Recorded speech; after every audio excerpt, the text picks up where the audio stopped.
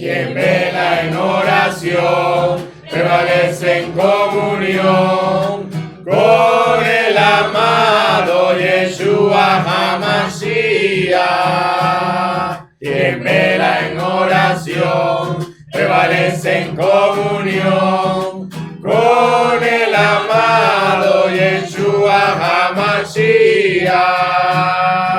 Quien vela en oración, prevalece en comunión con el amado Yeshua HaMashiach. Quien vela en oración, prevalece en comunión con el amado Yeshua HaMashiach. Feliz Shabbat Shalom, preciosa familia santa. Bienvenidos a este cuarto Shabbat del octavo mes bíblico para disfrutar de las dádivas que el Padre de la Gloria tiene reservada para revelarles a cada uno de sus hijos que vienen a su presencia para vivir amándole, bendiciéndole, glorificándole, santificando este día que Él ha intronizado desde un principio de la creación, para disfrutar con todos sus hijos que vienen felizmente a su presencia a adorarle. Y decimos todos: Padre de la Gloria, te adoramos, te bendecimos por tu amor, tu bondad, tu grandeza y tu misericordia. Llegar a tu presencia, adorarte, venir a tu presencia, santificarte, acercarnos a ti, a glorificar el santo nombre de tu Hijo amado en tu santidad, en tu grandeza, en tu amor incomparable, Santo Dios de la gloria, Jehová de los ejércitos. Queremos alabarte y bendecirte porque tú eres fiel. Queremos alabarte y bendecirte porque tú eres santo. Queremos alabarte y bendecirte porque tú eres el perfecto amor, que nos has entregado la salvación con la sangre perfecta de tu Hijo amado, nuestro Señor. Adorarte en este día, acercarnos a tu presencia, sentarnos en el diván, poner la cabeza en tu pecho y escuchar todos los latidos de tu corazón donde nos revela qué grande es tu amor. Adorarte, bendecirte, santificarte, glorificarte en todo momento, Señor, porque tú eres Dios, porque tú eres el que tienes el control de todo cuanto hay, cuanto existe desde un principio. Adorar tu grandeza, adorar tu amor, adorar tu perfección, adorarte, Señor, porque solamente tú eres digno. En el nombre de tu Hijo amado, nuestro Señor Yeshua HaMashiach, Jehová, queremos darte gloria, queremos adorarte, queremos darte la gloria que solamente tú te mereces, Señor. Y en este Shabbat de delicia, decir que el Shabbat es nuestra delicia. El Shabbat es nuestra delicia. Feliz Shabbat Shalom. Feliz Shabbat Shalom. Damos apertura al Shabbat Shalom. Amén, amén y amén. Amén, amén y amén. Preciosos Reyes amados, y en este cuarto Shabbat del octavo mes bíblico queremos compartir con todos y cada uno de ustedes las dádivas que el Padre de la Gloria nos ha revelado para compartir esta hermenéutica del día de hoy. Y hoy les corresponde al precioso Rey Santo Alejandro Daniel, mi hijo amado, compartir toda esta revelación que el Ruach le ha manifestado en este día. Alejandro, ¿qué nos tienes por ahí hoy? Saluda a todos nuestros hermanos que hoy están contentos compartiendo de estas dádivas del Señor. Feliz Shabbat Shalom, preciosos Reyes Santos. Feliz Shabbat Shalom a todos los que nos ven. Bueno, hoy el Padre Santo se ha placido en darnos una palabra de aliento, una palabra que nos instruye a perseverar en su palabra, a perseverar en su amor, en oración, aguardando todas las profecías que Él ha dicho, todas las promesas que Él ha dado que se van a cumplir. Y solamente permaneciendo apegado a su palabra, con las horas de piedad, se puede permanecer así, expectante y atento, despierto y vivo para Él. Ok, perfecto, viviendo por fe, viviendo por temor, sabiendo que en todo momento Él es el que tiene el control y el que ha puesto sus normas, leyes y mandatos para caminar según su voluntad, que siempre es buena, agradable y perfecta.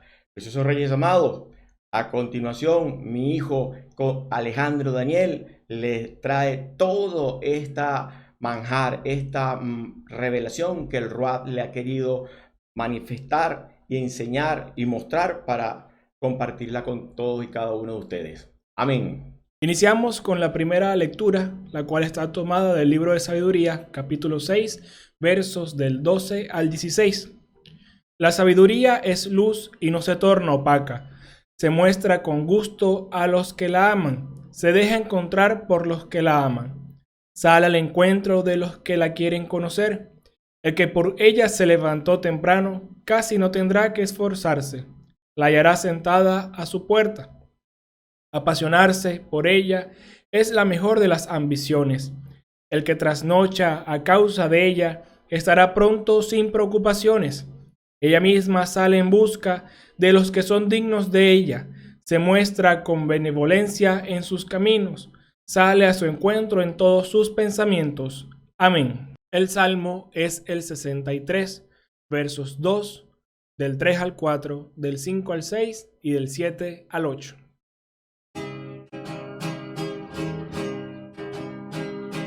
Mi alma está sedienta de ti, Señor, Dios mío. Mi alma está sedienta de ti, Señor, Dios mío. Mi alma está sedienta de ti, Señor, Dios mío. Oh Dios, tú eres mi Dios, a ti te busco, mi alma tiene sed de ti, en pos de ti mi carne languidece, cual tierra seca, sedienta, sin agua. Mi alma está sedienta de ti, Señor, Dios mío. Mi alma está sedienta de ti, Señor, Dios mío. Por eso vine a verte en el santuario para admirar tu gloria y tu poder, pues tu amor es mejor que la vida, mis labios tu gloria cantarán. Mi alma está sedienta de ti, Señor, Dios mío. Mi alma está sedienta de ti, Señor, Dios mío. Quiero bendecirte mientras viva, y con las manos en alto invocar tu nombre. Mi alma está repleta, saciada y blanda, y te alaba mi boca con labios jubilosos. Mi alma está sedienta de ti, Señor, Dios mío. Mi alma está sedienta de ti, Señor, Dios mío. Cuando estoy en mi cama pienso en ti, y durante la noche en ti medito, pues tú fuiste un refugio para mí, y salto de gozo a la sombra de tus alas. Amén. Mi alma está sedienta de ti, Señor, Dios mío. Mi alma está sedienta de ti, Señor, Dios mío. Mi alma está sedienta de ti, Señor, Dios mío. La segunda lectura es de la primera carta a los Tesalonicenses, capítulo 4, versos del 13 al 18. Hermanos, deseo que estén bien enterados acerca de los que ya descansan. No deben afligirse como hacen los demás que no tienen esperanza. ¿No creemos que Jesús murió y resucitó? De la misma manera, pues, Dios hará que Jesús se lleve con él a los que ahora descansan. Les damos esto como palabra del Señor. Nosotros, los que ahora vivimos, si todavía estamos con vida cuando venga el Señor, no tendremos ventaja sobre los que ya han muerto. Cuando se dé la señal por la voz del arcángel y la trompeta divina, el mismo Señor bajará del cielo, y primero resucitarán los que murieron en Cristo. Después nosotros, los vivos, los que todavía estemos, nos reuniremos con ellos, llevados en las nubes al encuentro del Señor, allá arriba, y estaremos con el Señor para siempre. Guarden, pues, estas palabras y confórtense unos a otros. Amén. Y por último, el Evangelio, el cual es de Mateo 25, verso del 1 al 13. Escuchen, pues, lo que pasará entonces en el reino de los cielos. 10 jóvenes salieron con sus lámparas para salir al encuentro del novio. 5 de ellas eran descuidadas y las otras 5 precavidas. Las descuidadas tomaron sus lámparas como estaban, sin llevar más aceite consigo. Las precavidas, en cambio, junto con las lámparas, llevaron sus botellas de aceite. Como el novio se demoraba en llegar, se adormecieron todas y al fin se quedaron dormidas. A medianoche se oyó un grito: «¡Viene el novio! ¡Salgan a su encuentro!». Todas las jóvenes se despertaron y prepararon sus lámparas. Entonces las descuidadas dijeron a las precavidas: «Dennos un poco de su aceite, porque nuestras lámparas se están apagando».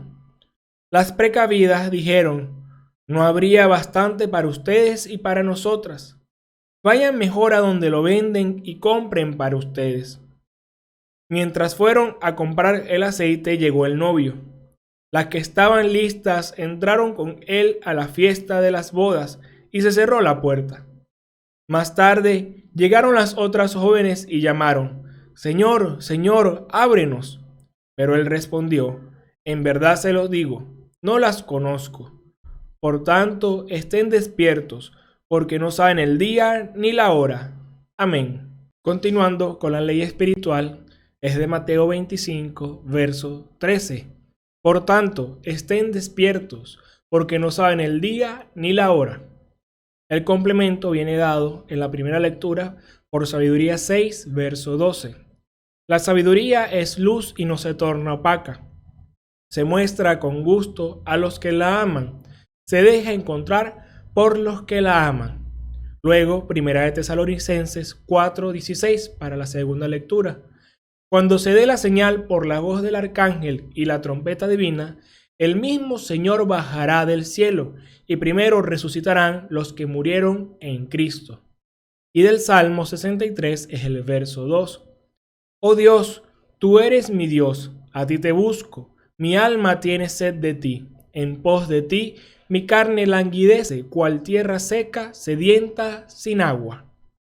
La ley y el complemento sin referencias de las citas bíblicas se lee así de corrido. Por tanto, estén despiertos, porque no saben el día ni la hora. La sabiduría es luz y no se torna opaca. Se muestra con gusto a los que la aman. Se deja encontrar por los que la aman. Cuando se dé la señal por voz del arcángel y la trompeta divina, el mismo Señor bajará del cielo, y primero resucitarán los que murieron en Cristo. Oh Dios, tú eres mi Dios, a ti te busco. Mi alma tiene sed de ti, en pos de ti mi carne languidece, cual tierra seca, sedienta, sin agua. El título es: Quien vela en oración prevalece en comunión con el amado Yeshua HaMashiach. Siguiendo con la introducción, para entrar en materia, las Santas Escrituras contienen las instrucciones para obtener la salvación por gracia, y esto es aparentemente sencillo. Solo consiste en dejarnos reconciliar con Jehová Dios. Sin embargo, la reconciliación implica volver a entrar en sintonía con el estándar de santidad del justo juez, que nos imparte en su palabra de vida. La reconciliación es el proceso de rescatar al hombre de su estado pecaminoso y de la oscuridad espiritual, restaurándolo a un estado de armonía y unión con Jehová Dios. Existen aproximadamente 41 exhortaciones bíblicas donde se nos ordena el sostener una vida constante de oración, lo que indica que, si no lo hacemos, tampoco podemos prevalecer en comunión con Jehová Dios.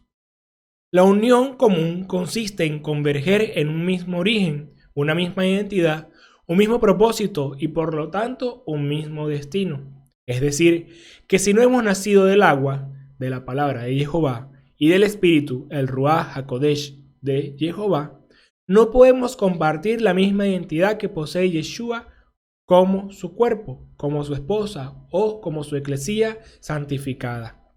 Mucho menos podemos compartir su propósito de hacer discípulos suyos a personas de todas las naciones de la tierra. Finalmente, quedaríamos inhabilitados para compartir el mismo destino eterno. Leamos Juan 14 del 1 al 3. No se turben, crean en Dios y crean también en mí. En la casa de mi Padre hay muchas habitaciones. De no ser así, no les habría dicho que voy a prepararles un lugar.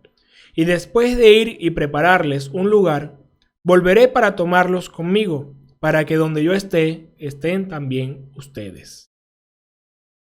El capítulo 5 de 2 de Corintios habla sobre la perspectiva cristiana de la muerte y la vida eterna.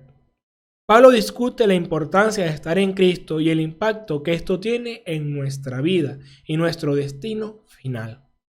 También habla de nuestra responsabilidad como embajadores de Cristo para compartir el mensaje de reconciliación con Dios. Aquí hay 5 versos relacionados con estos temas. Primero, Romanos 8 del 38 al 39. Porque estoy seguro de que ni la muerte, ni la vida, ni los ángeles, los directores, ni las cosas futuras, ni las potestades, la altura, ni la profundidad, ni cualquier otra criatura que nos pueda separar del amor de Dios, quien está en Cristo Jesús, nuestro Señor. Este versículo habla sobre la seguridad que tenemos en Cristo, que nada puede separarnos del amor de Dios, ni siquiera la muerte. También está Juan 11 del 25 al 26.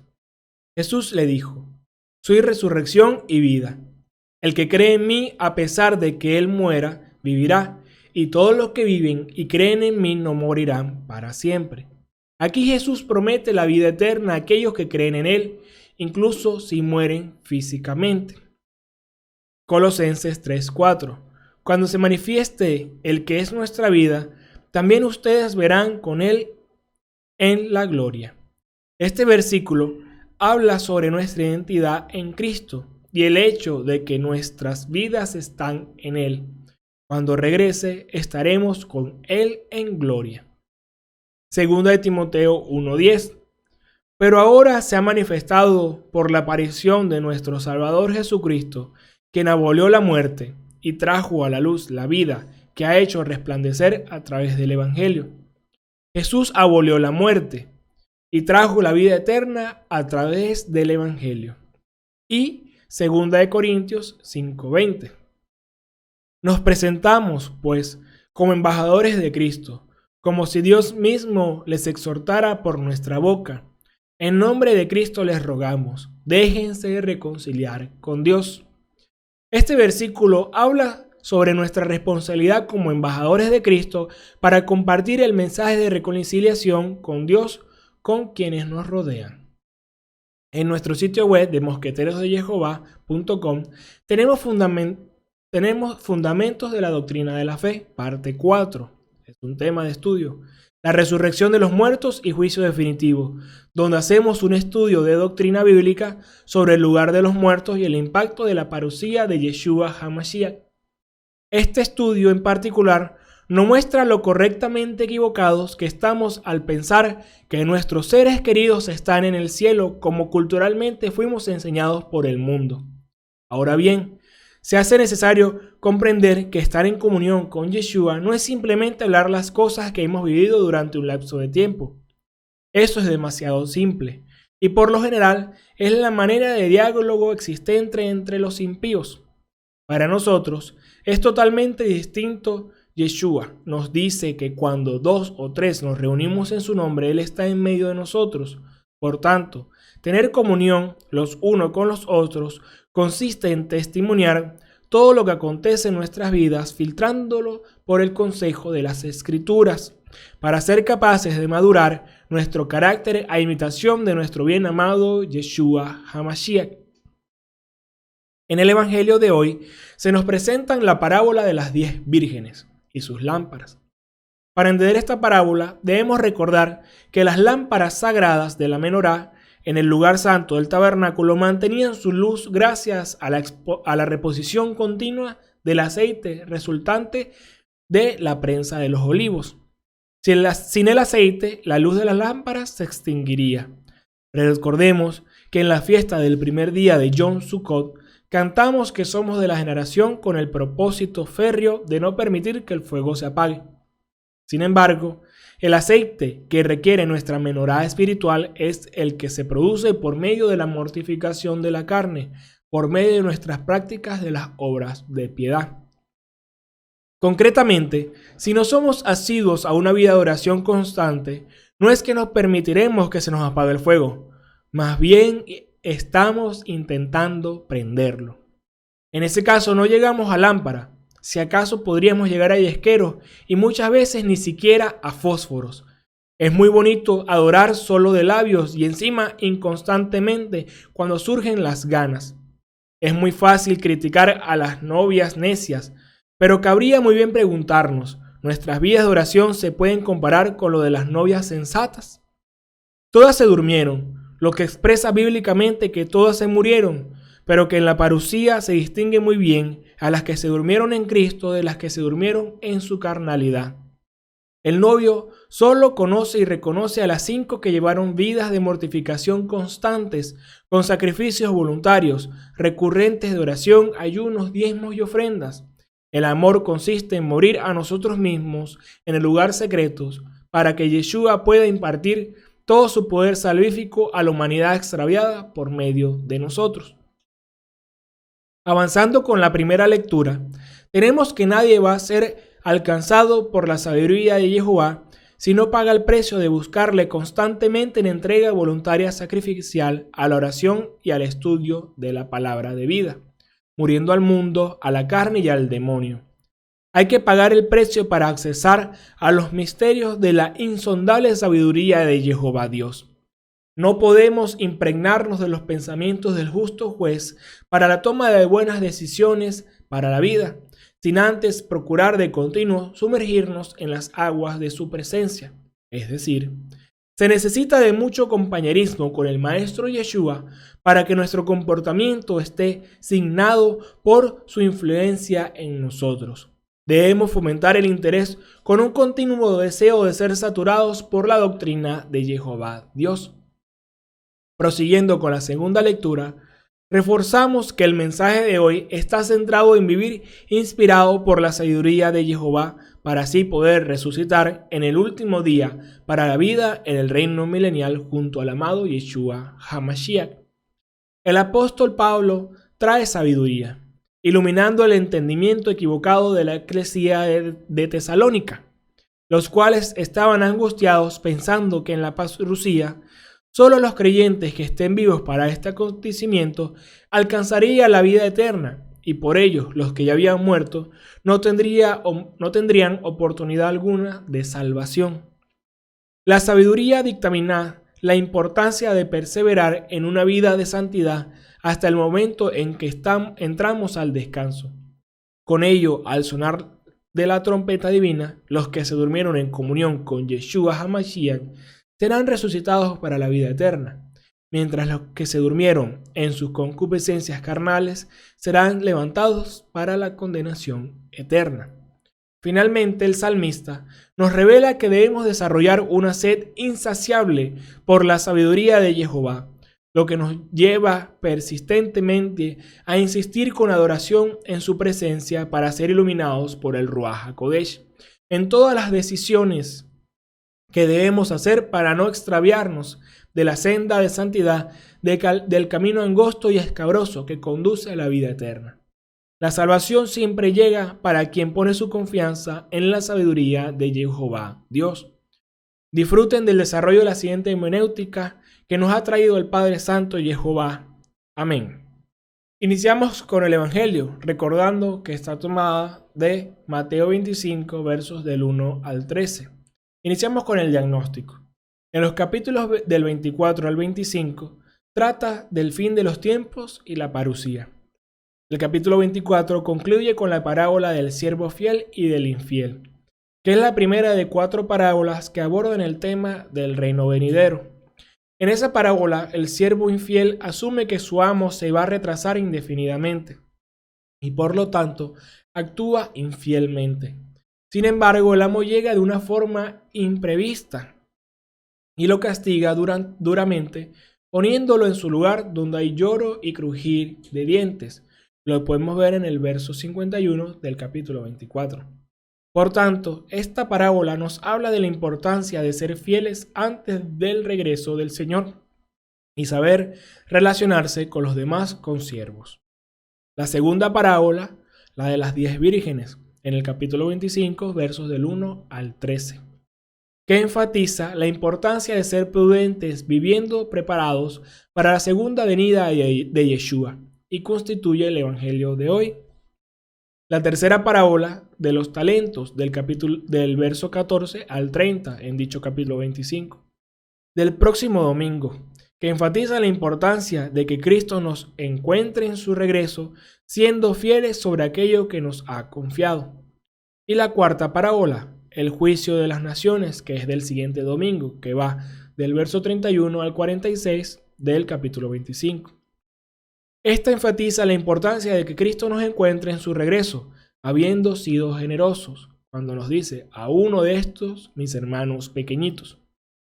En la primera de las 4 parábolas, el amo sorprende a la gente regresando inesperadamente. En la primera y en la segunda parábolas, el amo se retrasa. En la tercera parábola, el amo regresa después de mucho tiempo. Estas parábolas reflejan el hecho de que la iglesia de Mateo, en la última parte del primer siglo, está lidiando con la demora del retorno en la parusía. Ellos esperaban que Yeshua regresara ya, y estas parábolas les dicen que hay que estar preparados para el regreso del Maestro. En las 4 parábolas, el Señor sorprende a la gente con la dureza de su juicio. Iniciamos, versos del 1 al 5. Escuchen pues lo que pasará entonces en el reino de los cielos. 10 jóvenes salieron con sus lámparas para salir al encuentro del novio. 5 de ellas eran descuidadas y las otras 5 precavidas. Las descuidadas tomaron sus lámparas como estaban, sin llevar más aceite consigo. Las precavidas, en cambio, junto con las lámparas llevaron sus botellas de aceite. Como el novio se demoraba en llegar, se adormecieron todas y al fin se quedaron dormidas. Yeshua está describiendo en el Evangelio una boda, en la etapa de desposorio en donde son esposos, pero sin intimar sexualmente. La esposa está a la espera en su casa, que el esposo venga por ella. El punto con todo esto es que nadie sabía en qué momento el esposo llegaría, así que solían velar la noche esperando su repentina aparición. Yeshua nos habla de 10 vírgenes, doncellas, 5 prudentes y 5 insensatas. Estas vírgenes prudentes e insensatas se corresponden a los constructores de los que Yeshua habló en Mateo 7 del 24 al 27, en donde el hombre prudente construyó sobre la roca, pero el insensato lo hizo sobre la arena. La casa construida sobre la roca soportó bien la tormenta, pero la que fue construida sobre la arena se derrumbó, y su caída fue grande. Yeshua dice que el hombre sabio y prudente es el que oye sus palabras y las pone en práctica, citando capítulo 7, verso 24. Hay características comunes tanto en las vírgenes prudentes como en las vírgenes insensatas. Ambos grupos se durmieron, siendo así que ambos grupos atravesaron la muerte física, y prudentes e insensatas son elegibles para la festividad. Esta parábola es una advertencia para los cristianos que no están preparados para el regreso de Cristo. No está dirigida para los que están fuera de la eclesía. Las vírgenes prudentes son diferentes de las insensatas solamente en una cosa: tienen la precaución de tomar aceite para rellenar sus lámparas. Las vírgenes prudentes durmieron, pero primero se prepararon completamente para la llegada del esposo. Tenían sus lámparas y aceite, así que estaban listas para recibir al esposo sin importar cuándo llegara. Están listas, y estar listos es el punto de esta parábola. Tiene sentido que debían estar preparadas, porque la llegada del esposo sería la señal para el comienzo de una gran y gozosa festividad. La verdadera sorpresa es que 5 de ellas no han hecho la preparación esencial para esta importante ocasión. El no estar preparados constituye el día a día de la humanidad. Es así como el estudiante que se presenta al examen sin haber estudiado. Padres que crían hijos sin tener idea de lo que hacen. Parejas que se casan solo por legalizar el deseo carnal. Todo esto por seguir la corriente del mundo en donde todo lo errado es normal. Tanto las vírgenes sabias como las insensatas están preparadas para la llegada del esposo, pero solamente las vírgenes sabias están preparadas para el retraso del esposo. Mateo, que está escribiendo este evangelio medio siglo después de la resurrección, está luchando con el asunto del retraso del regreso de Cristo. En esta serie de palabras, Yeshua alienta a la eclesía a mantenerse en vela, incluso si están cansados de mantenerse en un estado de alerta continua. Esta parábola incluye un buen número de elementos alegóricos. Las vírgenes son la iglesia que está esperando por el regreso de Cristo. El esposo es Cristo. La fiesta de bodas es el banquete de las bodas del Cordero que podemos ver en Apocalipsis 19:9. El retraso del esposo corresponde al tiempo de la gracia hasta el regreso de Cristo. La llegada del esposo a la medianoche es el regreso de Cristo mismo, y cerrar la puerta es el cese de la dispensación de la gracia, es el juicio final. Si el núcleo de esta historia es que debemos estar preparados con aceite para el regreso de Cristo, entonces, ¿qué es el aceite? Para ello, estudiemos el contexto del Evangelio de Mateo. En la parábola del siervo infiel y del fiel, la que está en el capítulo 24, del verso 45 al 51, el siervo fiel es al que se le encuentra trabajando cuando el Señor regresa. Estar preparado, tener aceite, significa trabajar fielmente para el Señor. En la parábola de los talentos, que es del capítulo 25, del 14 al 30, el siervo fiel usa sabiamente los recursos que se confían a su cuidado. Estar preparado, tener aceite, significa practicar una buena mayordomía en cuidado y cultivo de todo lo que se ha dado para administrar y proclamar la palabra de Dios con la propia manera de vivir la cultura del reino. En el contexto más amplio de todo el Evangelio, el Sermón del Monte que se ve en los capítulos del 5 al 7, hace una gran revelación de las expectativas de Cristo. Estar preparados, tener aceite, significa obedecer las enseñanzas de Yeshua, que no es otra cosa que cumplir los mandamientos. Por tanto, tener aceite es ser obedientes a la palabra de Dios diligentemente. El mantener ardiendo las lámparas con aceite, que es un símbolo de la constante presencia del Ruach HaKodesh, que Dios ha dado a los que le obedecen. Esos Hechos 5:32 revela el estar preparados espiritualmente para la venida del amado, por vivir velando en oración, prevaleciendo en comunión con el amado Yeshua HaMashiach. Continuando con los versos del 6 al 12, dicen así, refrescando: a medianoche se oyó un grito: viene el novio, salgan a su encuentro. Todas las jóvenes se despertaron y prepararon sus lámparas. Entonces las descuidadas dijeron a las precavidas: dennos un poco de aceite, porque nuestras lámparas se están apagando.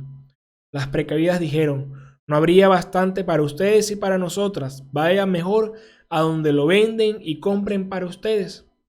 Mientras fueron a comprar el aceite, llegó el novio. Las que estaban listas entraron con él a la fiesta de las bodas y se cerró la puerta. Más tarde llegaron las otras jóvenes y llamaron: Señor, Señor, ábrenos. Pero él respondió: en verdad se los digo, no las conozco. A la medianoche, cuando el sueño es más profundo y nadie se lo esperaba, el esposo llegó.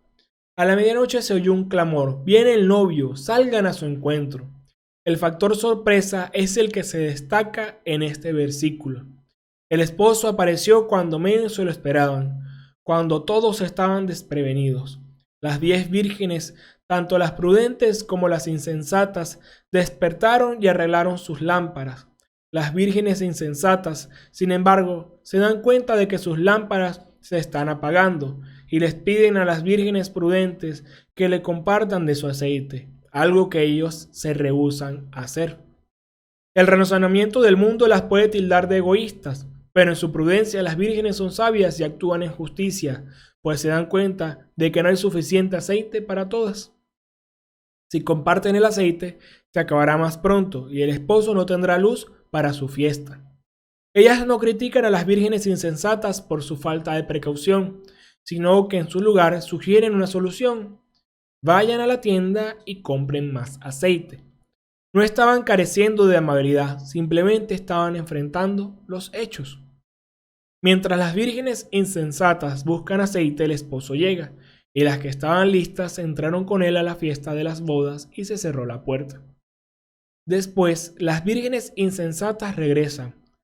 Yeshua no dice si han encontrado aceite o no. Lo importante es que no estaban preparadas para su venida, siendo ahora muy tarde, y dijeron: Señor, Señor, ábrenos. Pero el esposo responde: en verdad se los digo, no las conozco. Es devastador ser rechazada por el esposo, por no haber atesorado y cumplido la instrucción que ya se les había dado para estar listas.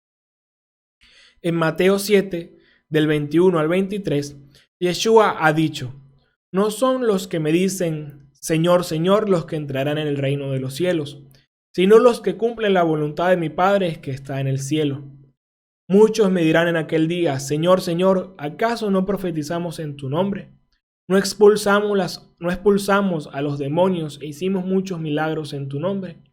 Entonces yo les manifestaré: jamás los conocí, apártense de mí, ustedes los que hacen el mal.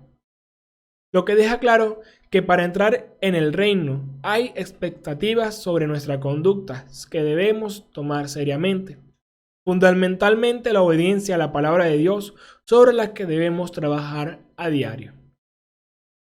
La palabra de Dios nos enseña que Yeshua ascendió al cielo para estar al lado de su Padre, pero Él regresará. Leamos Hechos 1, del 9 al 11. Dicho esto, Jesús fue arrebatado ante sus ojos y una nube lo ocultó de su vista.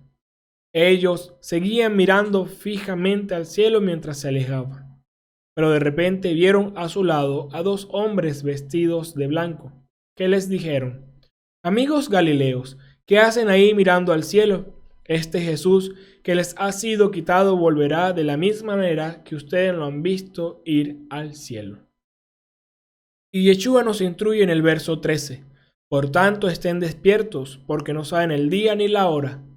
Por tanto, debemos vivir velando, preparados para su pronto regreso, ya que su promesa se cumplirá, sin importar cuánto demore o qué tanto el mundo lo niegue.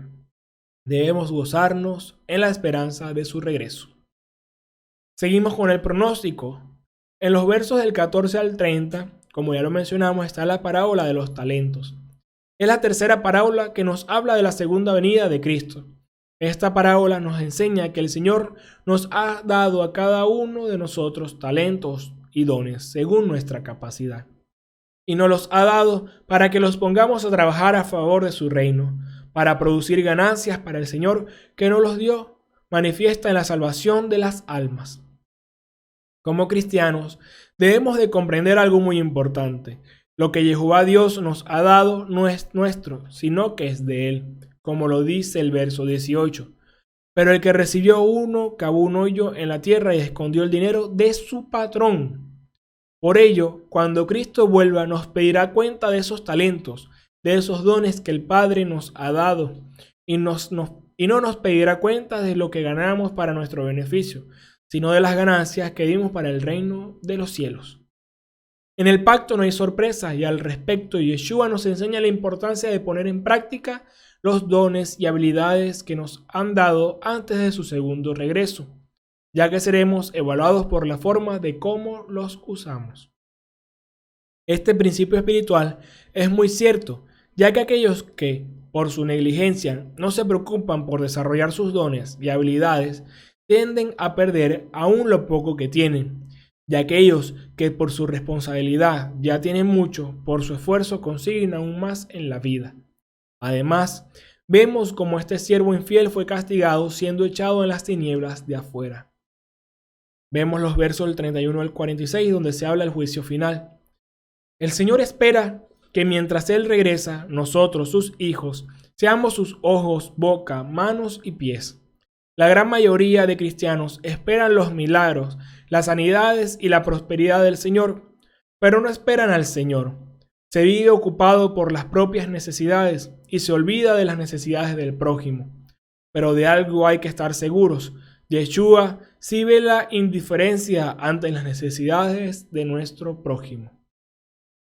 Y el control del pronóstico. En estas parábolas hay algunas cosas en común. Lo primero es que el Señor se va a un viaje largo y deja a sus siervos a cargo. Lo segundo es que el Señor tarda mucho en regresar y lo tercero es que el Señor regresa cuando menos lo esperaban. Por ello, primero, debemos tener claro que hay tiempo para el arrepentimiento y tiempo cuando el arrepentimiento llega demasiado tarde.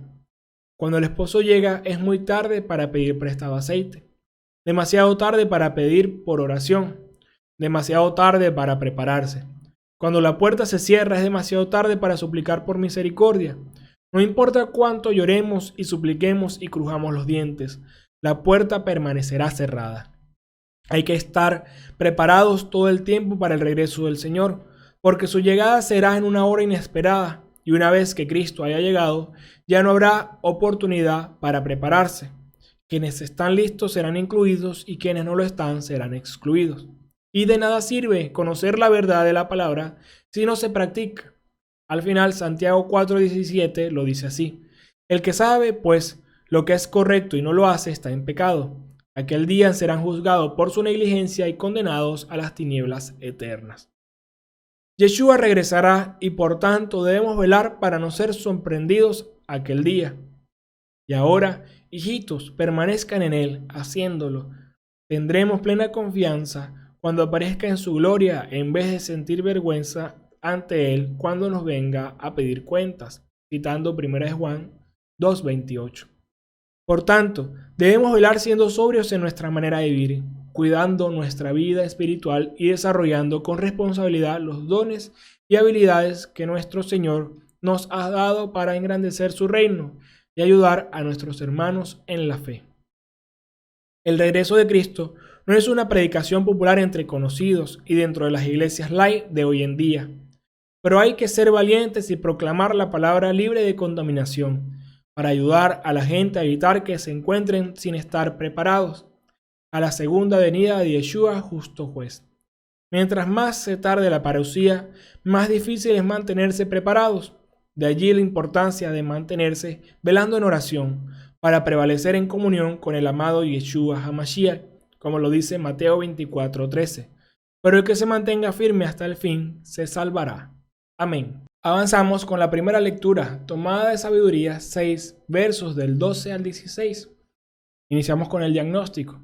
El libro de la sabiduría comprende 3 partes claramente distintas. La primera parte, del capítulo 1 al 5, considera la sabiduría desde el punto de vista moral y pone de relieve los beneficios que percibirán quienes sigan sus enseñanzas y las consecuencias fatales que sufrirán quienes las desdeñan, exhortando vivamente a todos los mortales a seguir los caminos que ella señala.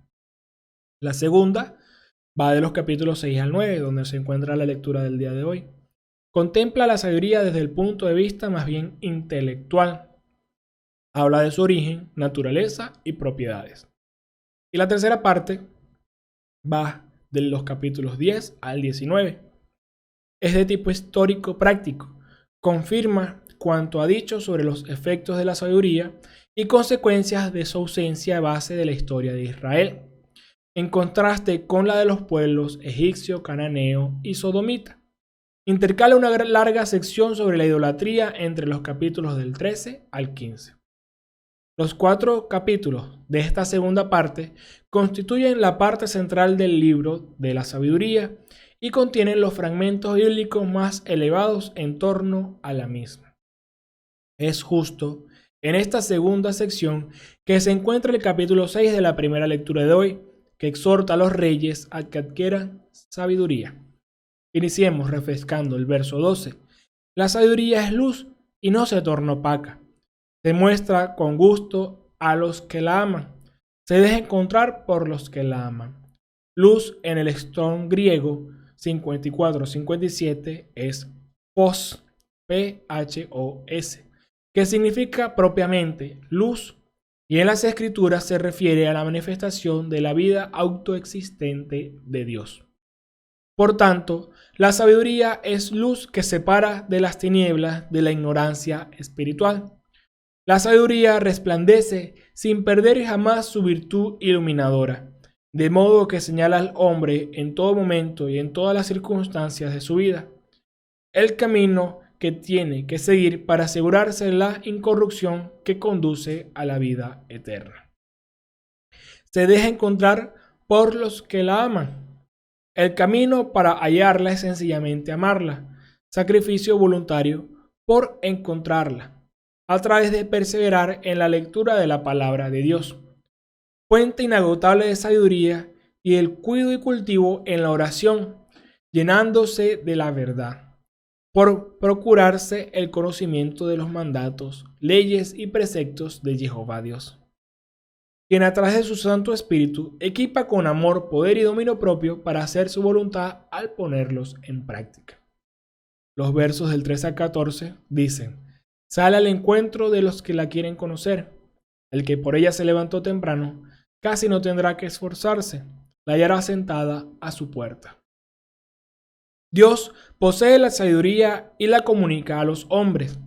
Es presentada en paralelismo con el Espíritu de Dios. Ella se adelanta a la acción del ser humano por conseguirla. Habita en las almas santas, no mora en los pecadores. Hace triunfar sobre el mal. Hace amigos de Dios. Es buena consejera de los hombres. Los asiste en sus trabajos. Les enseña las virtudes. Implica la guarda de los preceptos, lleva a la inmortalidad y naturalmente vale más que todos los bienes de la tierra. El verso 15 dice: apasionarse por ella es la mejor de las ambiciones. El que trasnocha a causa de ella estará pronto sin preocupaciones. La sabiduría es el arte de tomar buenas decisiones para la vida guiados por el Ruach HaKodesh. Por ello la sabiduría de Dios libra de todo problema, porque ella revela el plan de Jehová para ser librado de toda situación funesta. Moisés consultó a Jehová, quien le reveló el hacer la serpiente de bronce para librar de la muerte a quienes contemplaran la imagen empalada, que era prefigura de la salvación que nos proporciona Yeshua por medio de su crucifixión en el Calvario. Sin seguir la instrucción de la sabiduría de Moisés, solo un resto que no cayó en murmuración contra Jehová hubiese salvado su vida al no ser mordidos por la serpiente. Que no se deja instruir por la sabiduría vive errando al blanco por tener una visión muy limitada, porque su decisión está basada en la percepción de sus propios sentidos. El verso 16 dice: ella misma sale en busca de los que son dignos de ella, se muestra con benevolencia en sus caminos, sale a su encuentro en todos sus pensamientos. Quienes la buscan con diligencia la hallarán enseguida y sin grandes esfuerzos. No tendrán que andar recorriendo plazas y caminos en su búsqueda, ni agotar sus energías para darle alcance. Ella misma, que tiene sus delicias en estar con los hijos de Dios, se manifestará a los hombres en todas sus obras, a fin de que las bellezas materiales lo conduzcan a las espirituales. Ella les habla con el orden del mundo, con la luz de su verdad, con los ejemplos de sus santos, con la dulzura de su prosperidad, con la amargura de la adversidad. Ella va a su encuentro con la solicitud de su providencia, que se extiende de las cosas más grandes hasta las más pequeñas, asegurándoles que todas están en sus manos. Puede repetir las palabras del Señor en el Apocalipsis 3:20 a la iglesia de la Odisea. Mira que estoy a la puerta y llamo. Si uno escucha mi voz y me abre, entraré en su casa y comeré con él y él conmigo. De ahí que pensar en ella con el deseo de adquirirla ya es un acto de prudencia, porque coloca en el camino que lleva a la sabiduría, y el que con solicitud lo emprende puede caminar tranquilo y confiado a través de la vida, porque ella consigue la amistad de Dios y todos los bienes.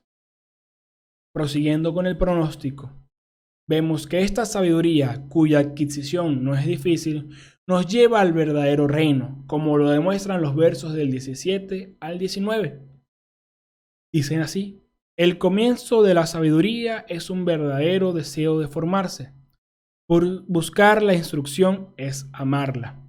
El que la ama observa sus leyes. El que obedece sus leyes se asegura la vida que no perece, y la vida que no perece nos pone muy cerca de Dios. El principio de la sabiduría es el deseo de la misma, ya que ella se da a quienes la desean. Pues bien, ese deseo de la sabiduría se manifiesta en un sincero anhelo de instrucción en sus enseñanzas morales, con miras a cumplirlas fielmente en la práctica. Ese anhelo de instrucción lleva consigo el amor a la sabiduría. Quien comienza a entender la excelencia de la sabiduría y vislumbra sus admirables frutos, no puede menos de amarla. Ese amor tiene su expresión práctica, que es en la guarda de los preceptos. En el Antiguo Testamento, la observancia de los mandamientos se presenta como complemento y prueba del amor de Jehová Dios. Y en el Nuevo Testamento, la sabiduría encarnada dijo en Juan 14:21, el que guarda mis mandamientos después de recibirlos, ese es el que me ama. El que me ama a mí será amado por mi Padre, y yo también lo amaré y me manifestaré a él. Lo que muestra la vigencia eterna de la palabra de vida. La observancia de los mandamientos asegura la incorrupción, es decir, preserva el alma de toda mancilla. Nosotros diríamos que mantiene la vida de la gracia, prenda y garantía de la gloria.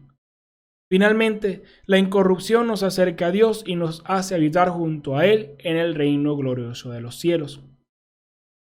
Viendo los versos del 20 al 21 dice: vean pues, ¿de qué manera la sabiduría nos lleva a la realeza? Pues bien, soberanos de los pueblos, si aprecian el trono y las insignias del poder, honren a la sabiduría.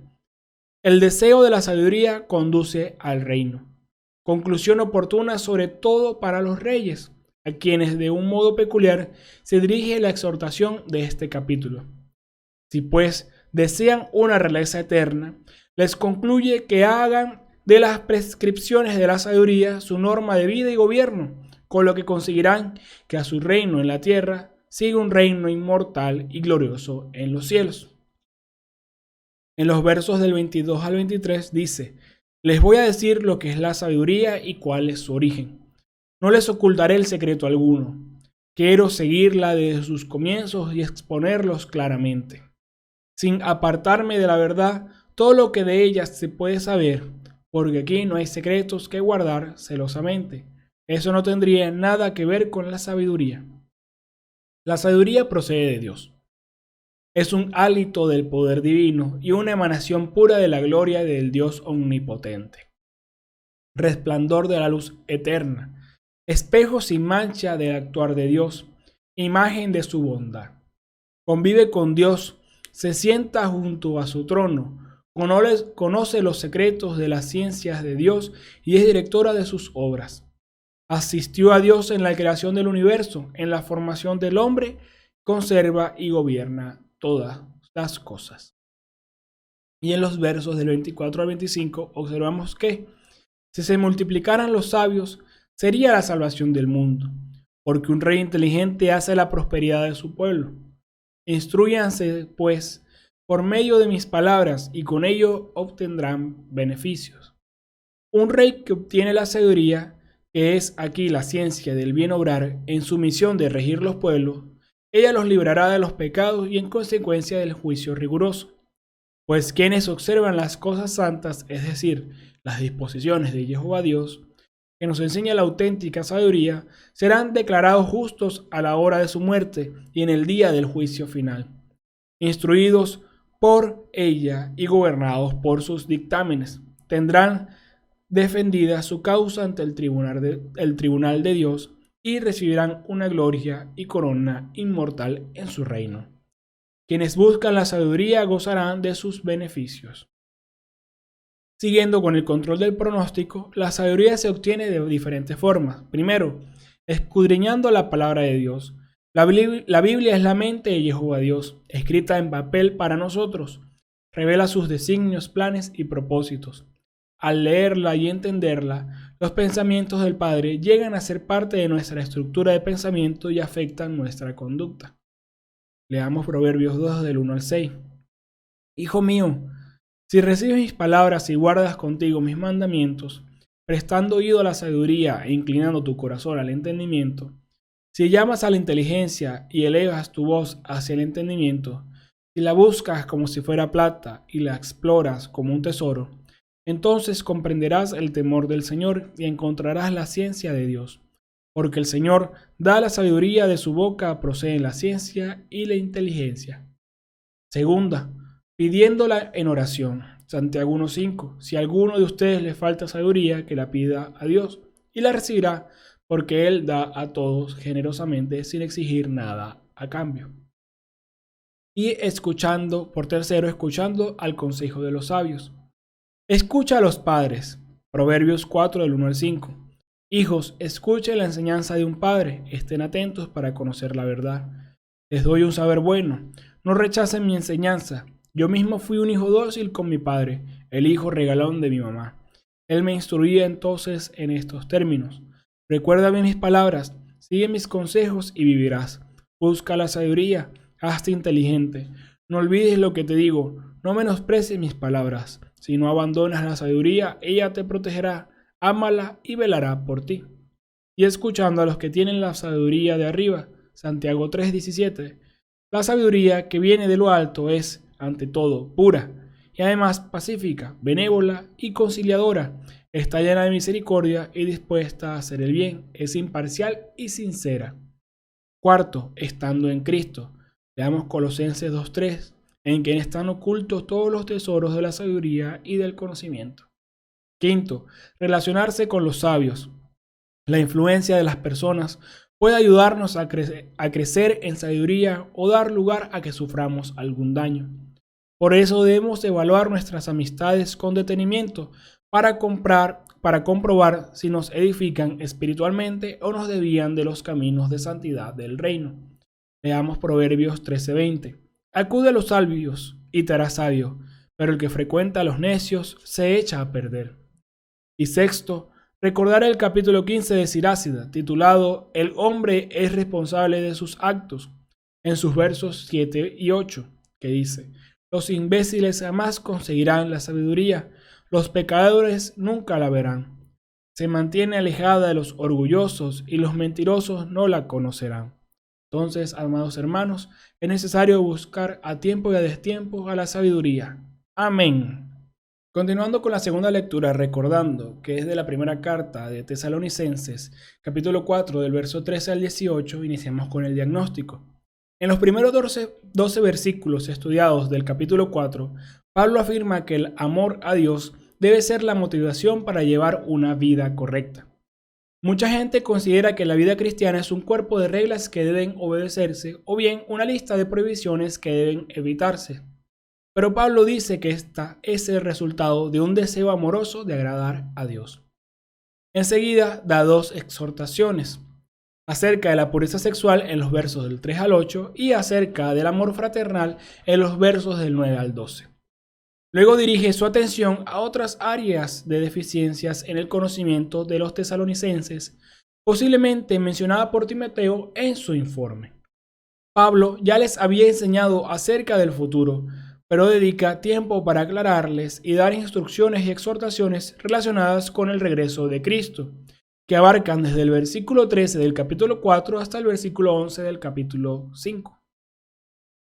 Había primordialmente dos problemas en los que los tesalonicenses pensaban. Primero, parecían estar asustados de haberse perdido el arrebatamiento, pues la persecución que estaban sufriendo en 1 de Tesalonicenses 3, del 3 al 4, les hacía temer que estuvieran en el día del Señor, algo que obviamente no esperaban experimentar. Y se puede ver en 2 de Tesalonicenses 2, del 1 al 2, que había falsos maestros que alimentaban esta interpretación. Otros pensaban que los que se habían muerto se habían perdido de aquel momento en que el Señor Jesucristo viniera por la iglesia. Pablo se derrama en sabiduría para enseñarnos el plano espiritual en 3 lecciones fundamentales. Veamos estos fundamentos. El primero, ¿cómo los cristianos deben enfrentar la muerte de otros creyentes? Pablo trata primero la cuestión de los que duermen, es decir, de los que han muerto, porque ellos estaban preocupados de sus hermanos y familiares creyentes que continuaban muriendo. Verso 13. Hermanos, deseo que estén bien enterados acerca de los que ya descansan. No deben afligirse como hacen los demás que no tienen esperanza. Es importante mencionar que en el Nuevo Testamento dormir, se aplica solamente al cuerpo, nunca al alma. El sueño de las almas. La enseñanza falsa de que las almas de los muertos están en un estado de existencia inconscientes en la otra vida es ajeno a las Escrituras. Para eso veamos 2 Corintios 5:8, donde Pablo describió que quisiera estar ausente en el cuerpo y presente al Señor. Y Filipenses 1:23, donde se expresó su deseo de partir y estar con Cristo, lo cual es muchísimo mejor. Tales declaraciones enseñan que los creyentes, cuando mueren, van de manera consciente a la presencia del Señor. Pablo establece 2 grupos para enseñar y consolar a los creyentes en este verso 13. Primero, los cristianos deben poner su esperanza en Dios por lo que Dios ha establecido en su palabra y por tanto no entristecerse. Estar preparado como las 5 vírgenes precavidas. Y segundo, los que no conocen a Dios y su palabra, que por lo tanto no tienen esperanza en Dios y en lo que Dios ha dicho, porque no la conocen. Hay una pena normal que acompaña la muerte de un ser amado, causada por el dolor de la separación física, y Pablo también anima a llorar con los que lloran en Romanos 12:15. En los versículos del 14 al 15, Pablo enseña que hay 2 razones por las que los creyentes no deben entristecerse como los incrédulos. Primero, la resurrección de los muertos se basa en la muerte y resurrección de Jesucristo que murió en la cruz, como lo describe el verso 14. ¿No creemos que Jesús murió y resucitó? De la misma manera, pues, Dios hará que Jesús se lleve con él a los que ahora descansan. Los que estamos en Cristo tenemos la revelación de Dios, de un futuro glorioso con Cristo que no tienen los incrédulos. Ahora, la otra razón es que los cristianos que han muerto resucitarán para ser arrebatados con el Señor antes que los que estemos vivos seamos arrebatados, y se ve en el verso 15. Les damos esto como palabra del Señor. Nosotros, los que ahora vivimos, si todavía estamos con vidas cuando venga el Señor, no tendremos ventaja sobre los que ya han muerto. Estas 2 razones debían consolar y afirmar a los creyentes, pues deben quitar de sus mentes la duda y el temor, puesto que los creyentes sabían cuál era la realidad y creían en la resurrección. La aplicación es igual para nosotros hoy. El segundo es la secuencia de eventos en el arrebatamiento de la Iglesia.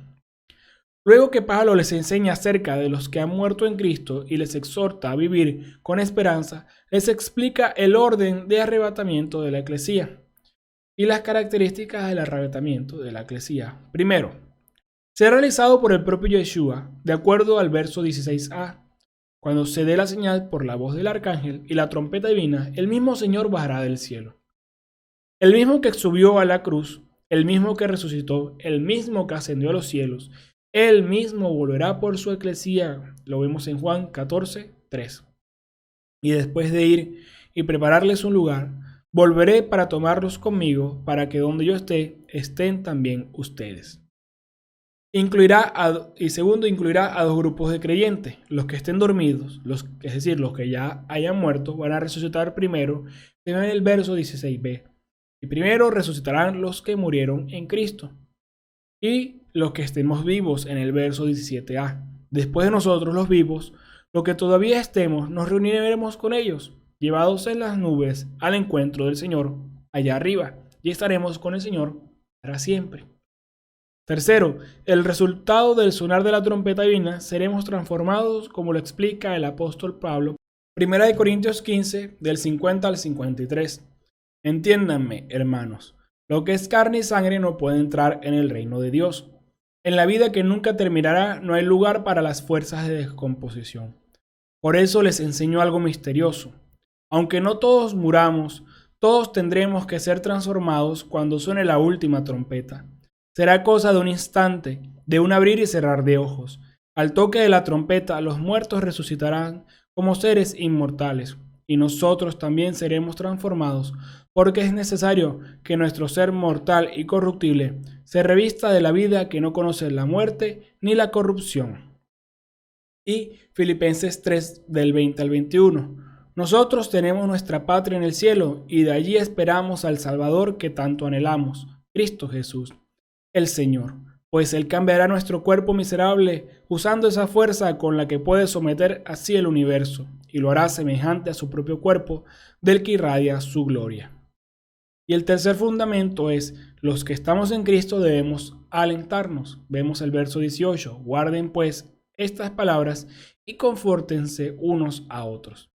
Confortarse del Strong Hebreo 5582 se traduce, es Saad, y se puede traducir como conforta, sustenta, comerás, para apoyar, sostener y permanecer. Por tanto, el apóstol Pablo nos está mandando a sustentarnos a comer la palabra de vida, que es el alimento espiritual que nos hace fuertes para permanecer hasta el final, bien sea que atravesemos la muerte física o que suene la trompeta divina. Podemos entender dos asuntos importantes de este verso. Primero, confortarse es más que simplemente animarse, es una acción que busca la oportunidad de fortalecerse el uno con el otro. Y segundo, llena de gozo el saber que la muerte no altera nuestra relación con el Señor. Seguimos con el pronóstico. El apóstol Pablo continúa hablando sobre el día del Señor en 1 Tesalonicenses 5, del 1 al 3. Dice así: ¿cuándo sucederá eso? ¿Cómo será? Sobre esto, hermanos, no necesitan que se les hable, pues saben perfectamente que el día del Señor llega como un ladrón en plena noche. Cuando todos se sientan en paz y seguridad, les caerá de repente la catástrofe encima, lo mismo que llegan los dolores de parto a la mujer embarazada, y nadie podrá escapar. Pablo había predicado a los tesalonicenses sobre la realidad del día del Señor durante su breve estadía en la ciudad, de acuerdo a 2 de Tesalonicenses 2:5. Pero cuando se fue, surgieron en ellos preguntas al respecto del arrebatamiento y el día del Señor, y probablemente Timoteo llevó esas inquietudes a Pablo cuando regresó de su viaje a Tesalónica. Se puede ver en el 3 del 2 al 6. Después de responder a sus preguntas sobre el arrebatamiento, Pablo lidia ahora con las inquietudes de los tesalonicenses sobre el día del Señor. El día del Señor es un evento futuro en el cual Dios intervendrá y estará obrando los asuntos del mundo en forma más directa y dramática, como no lo ha hecho desde el ministerio terrenal de nuestro Señor Jesucristo. Este día fue profetizado y se menciona explícitamente 19 veces en el Antiguo Testamento. Entre ellas podemos señalar Isaías 13, del 9 al 11, es un día de indignación, terrible día de la ira de Dios. Joel 3, del 4 al 5, día grande y terrible de Jehová. Y Sofonías 1, del 14 al 18, día grande, día de ira, día de juicio. En el Nuevo Testamento se menciona además en esta lectura de 1 Tesalonicenses 5, del 1 al 3, en Hechos 2, del 17 al 20, 2 de Tesalonicenses 2:2, 2 de Pedro 3:10 y se alude en Apocalipsis 6:17 y 16:14. Será cuando las condiciones mundiales parezcan bastante pacíficas en vez de calamitosas. Cuando digan paz y seguridad, vendrán destrucción repentina. La paz se iniciará cuando se firme el convenio de 7 años que fue predicho en Daniel 9:27. Él impondrá una lanza a muchos durante una semana, y durante la mitad de la semana hará cesar el sacrificio y la oblación, y sobre un ala del templo estará la abominación de la desolación, hasta que el exterminio decretado se derrame sobre el devastador. Pablo explica ahora la doctrina del día del Señor, haciendo observaciones a los creyentes en los versos del 4 al 11. Leamos del 4 al 5. Pero ustedes, hermanos, no andan en tinieblas, de modo que ese día no los sorprenderá como hace el ladrón. Todos ustedes son hijos de la luz e hijos del día. No somos de la noche ni de las tinieblas. Los creyentes de Tesalónica no se encontraban en oscuridad respecto a esta enseñanza, puesto que ellos ya habían sido enseñados al respecto. Versos del 6 al 8. Entonces no durmamos como los demás, sino permanezcamos sobrios y despiertos. Los que duermen, duermen de noche, y los que se emborrachan en la noche. Nosotros, en cambio, por ser del día, permanezcamos despiertos, revistámonos de la fe y del amor como de una coraza, y sea nuestro casco la esperanza de la salvación. Los cristianos entendidos no deben ser sorprendidos por el amanecer de aquel día del Señor. El apóstol Pablo está exhortando a estar preparados. Para ello hay que velar en oración, prevaleciendo en comunión con el amado Yeshua HaMashiach, para perseverar en la santidad requerida para habitar en su presencia. Hay que esforzarse a diario por recordar que somos eternos, y por ello no debemos ser indiferentes a la realidad de que Yeshua, justo juez, va a regresar. En los versos del 9 al 28, Pablo finaliza con los consejos finales para estar preparados. Veamos. Dios no nos ha destinado a la condenación, sino a que hagamos nuestra salvación por Cristo Jesús, nuestro Señor, quien murió por nosotros para que despiertos o dormidos vivamos con Él. Anímense mutuamente y edifíquense juntos, como ya lo están haciendo. Muéstrense agradecidos con los que trabajan para ustedes, los dirigen en el Señor y los corrigen. Ténganles mucho aprecio y cariño por lo que hacen y vivan en paz entre ustedes. Reprendan a los indisciplinados, animen a los indecisos, sostengan a los débiles y tengan paciencia con todos. Cuiden que nadie devuelva al otro mal por mal, sino constantemente procuren el bien entre ustedes y con los demás. Estén siempre alegres, oren sin cesar y den gracias a Dios en toda ocasión. Esta es, por voluntad de Dios, su vocación de cristiano. Y por último, no apaguen el espíritu, no desprecien lo que dicen los profetas, examínenlo todo y quédense con lo bueno. Eviten toda clase de mal donde quiera lo encuentre. Y el control del pronóstico nos enseña que Pablo nos ha hablado lleno de sabiduría tres aspectos fundamentales. Primero, los que estamos en Cristo debemos estar claros frente a los que duermen, es decir, mueren en Cristo. Y por ellos debemos tener una actitud diferente al mundo, porque conocemos las promesas de vida eterna para quienes creen en Él. Cristo vendrá en las nubes y arrebatará a su iglesia.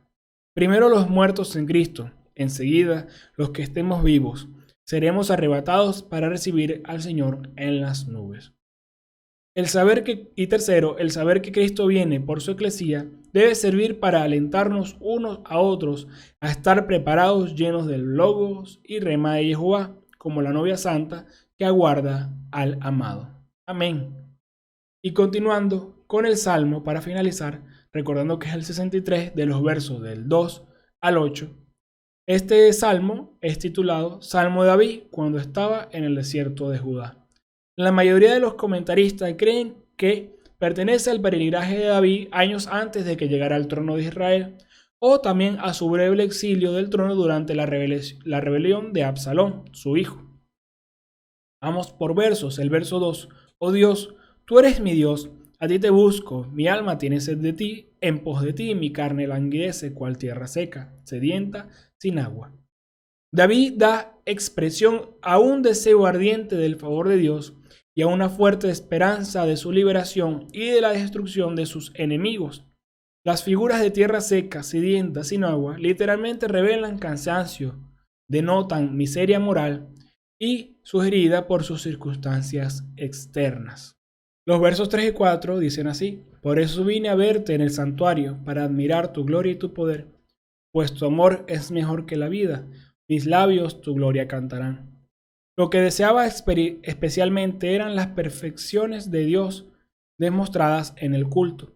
Habiendo experimentado la misericordia de Dios, tus labios se abrirán para alabarle. Te bendeciré, te alabaré.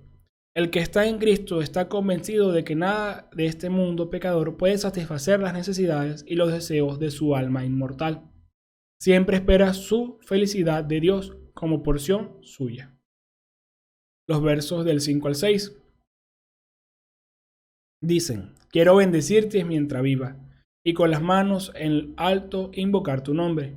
Mi alma está repleta, saciada y blanda, y te alaba mi boca con labios jubilosos. Plenas bendiciones espirituales satisfacen sus deseos, y los actos de alabanza ocupan sus pensamientos y su tiempo, en la noche así como de día. Los favores anteriores le dan la seguridad del futuro, y por tanto se acoge fervientemente a Dios, cuyo poder le sustenta. Bendice a Jehová, porque anhela los goces del cielo, de los cuales tiene algunos anticipos en las ordenanzas de Dios sobre la tierra. Y los versos del 7 al 8. Cuando estoy en mi cama pienso en ti, y durante la noche en ti medito, pues tú fuiste un refugio para mí, y salto de gozo a la sombra de tus alas. David estuvo en peligro continuo. La preocupación y el temor mantenían en vela sus ojos y le daban noches agobiadoras, pero se consolaban pensando en Dios. Las misericordias de Dios, cuando se invocan en las vigilias nocturnas, sostienen al alma y dan gozo en la oscuridad. El rey, eso es David mismo, y todo aquel que reverencia a Dios gozarán porción gloriosa, mientras los enemigos traicioneros serán para siempre enmudecidos. Amén. Y finalizando con la conclusión, resulta totalmente escandaloso, descarado e infantil aspirar a pasar la vida eterna con alguien a quien escogimos ignorar durante nuestra vida terrena. Así no funciona. El que es hallado fiel en las cosas sin importancia, le será confiado las cosas de incalculable valía en la eternidad. El siervo que persevere en fidelidad, haciendo constantemente su tarea encomendada por el amo, será Macarios cuando su dueño llegue. El mismo Señor lo sentará a la mesa y les servirá por causa de su admirable fidelidad comprobada. El tiempo presente se nos es dado para buscar a Jehová Dios, la muerte para encontrarlo y la vida eterna para poseerlo. Sin embargo, quien aprecia su vida para este mundo la perderá para la eternidad, pero quien la entrega a la voluntad de Jehová para este mundo la salvará para la eternidad. Amén. Continuamos con la oración por los diezmadores y colaboradores con el ministerio de mosqueteros de Jehová. Padre Santo, Padre Jehová, gloria a ti y a tu santo nombre en todo momento por cada una de las vidas de estos preciosos reyes santos que han dicho sí y se han comprometido en cumplir tu palabra.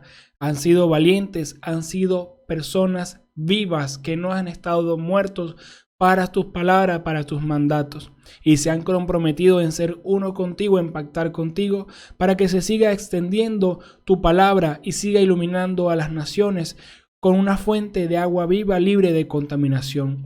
Padre Santo, Padre Jehová, tú que no te dejas ganar en generosidad, estás ahí para multiplicarlos, para sorprenderlos y prosperarlos, así como prospera su alma y su espíritu.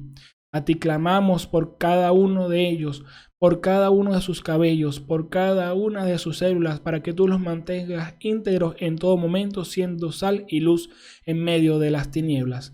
Todo honor, todo poder y toda gloria para ti, Padre Santo. Amén. Amén y amén. Y hasta aquí la hermenéutica de hoy, preciosos Reyes Santos. Recuerden dejar me gusta en este video, suscribirse al canal, activar la campanita para que le lleguen las notificaciones cuando se suba nuevo contenido, comentar el minuto de impacto de la hermenéutica del día de hoy, igualmente compartir este video a todos sus conocidos para seguir difundiendo la buena nueva del reino. Amén.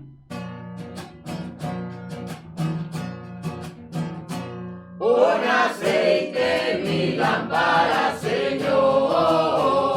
Pon aceite en mi lámpara, Señor. Que yo quiero servirte con amor. Pon aceite en mi lámpara, Señor. Pon aceite en mi lámpara.